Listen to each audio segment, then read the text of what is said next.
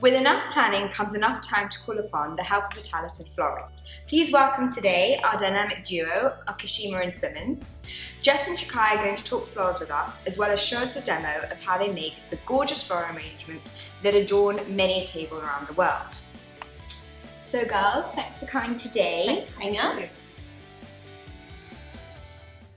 Yeah, we're just going to do a basic hand tying into a bowl. So this is something that people can do at home, and you can put, on your table or for entertaining. Yeah, you really want to start with whatever colours your tablecloth is, or any sort of colours of crockery, something that you want to tie it in. So we've got silvery blues. So we've gone for a few silvery blues and then a few other things to sort of highlight those. To sort of emphasise them. You don't want everything to be just washed out in the same sort of colours. First steps, get organised. You need your scissors, your string, your vase, and everything ideally laid out if you've got enough space. Next step is to take all of the leaves off, so we've kind of already done most of them. You don't want leaves in your water, so this is why we condition flowers.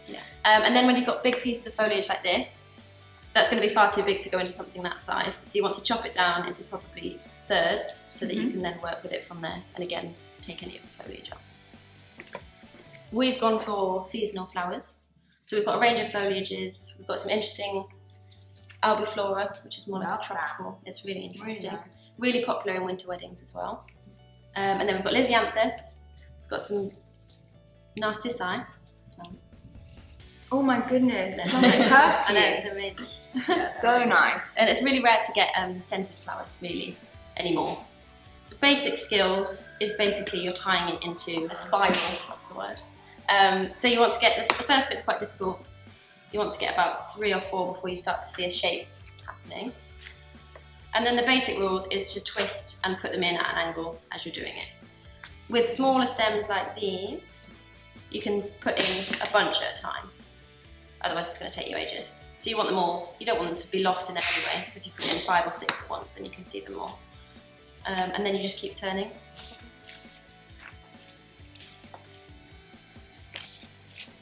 It's beautiful already.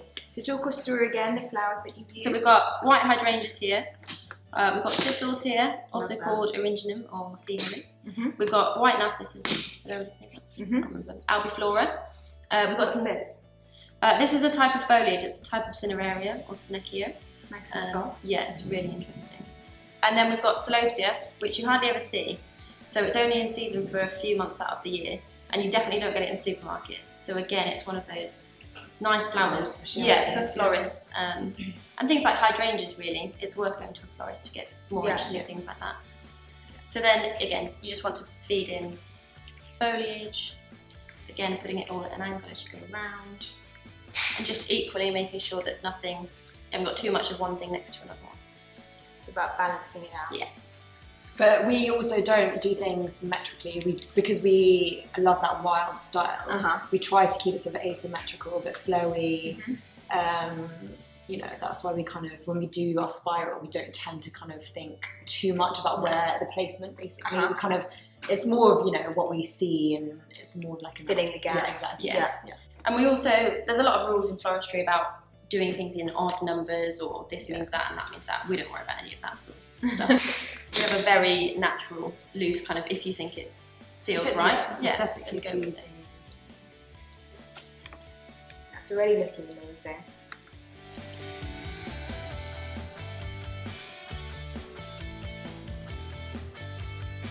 So how do you ensure that it's kept the way you're doing it and it doesn't fall out? You hold it tightly. And when putting it in the vase? We're going to tie it with string, because also all of the stems are going to be different lengths. So you need to cut them all so that they're all going to be in water. If we didn't cut the stems, then some would be sticking out really high. So again, if you buy a bouquet that's already tied from a florist, it's best to leave it tied, because otherwise you'll lose the whole arrangement.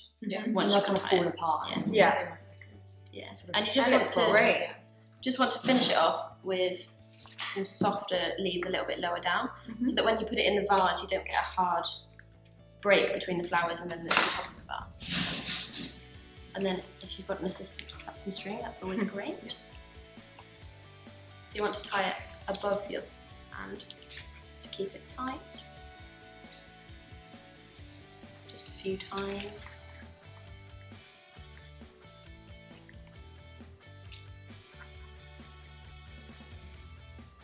looks great. And then get your bowl. You want to trim off the stems. So wherever you think, best to leave them a bit too long. Pop it in, see how much it sticks out, and then keep trimming it down. Always cut them at an angle as well. The two most important tips: don't leave foliage in the water and cut the stems at an angle. That's how you're going to get your flowers to last longest. And if you can be bothered to change the water every day, do it, because it will make a difference. Yeah. More of a difference than using flower food.